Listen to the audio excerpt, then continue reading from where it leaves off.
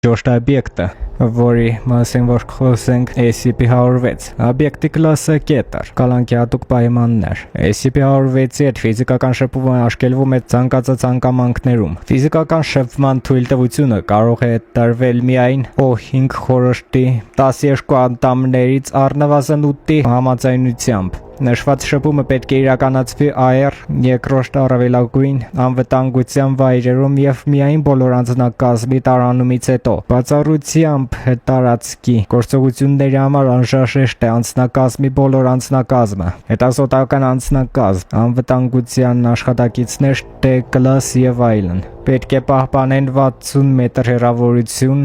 զսպման խցիկից եւ թույլատրվում է մոտենալ միայն զսպման խցիկի խախտման դեպքում։ SCP-106-ը պետք է պահվի 40 կապարապատ պողպատից պատրաստված տարայի մեջ։ Շեշտերի միջև եղած բացերը պետք է լինեն առնվազն 36 սանտիմետր, իսկ հենարանները պետք է տեղադրվեն անկանոն միջակայքերում։ Կոնտեյները պետք է պահվի ցանկացած մակերեսից առնվազն 60 սանտիմետր հեռավորության վրա,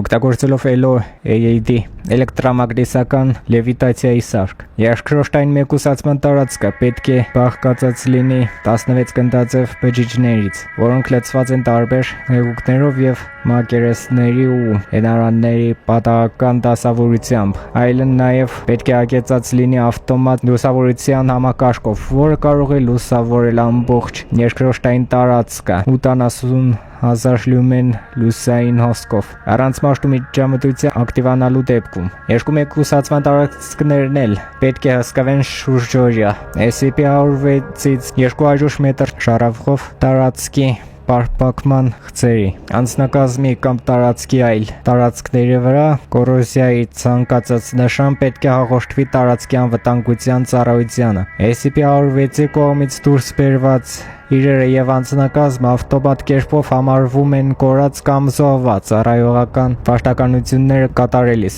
որոնման կամ կառավարական փորձեր չեն կարող կատարվել ոչ մի դեպքում։ Նշում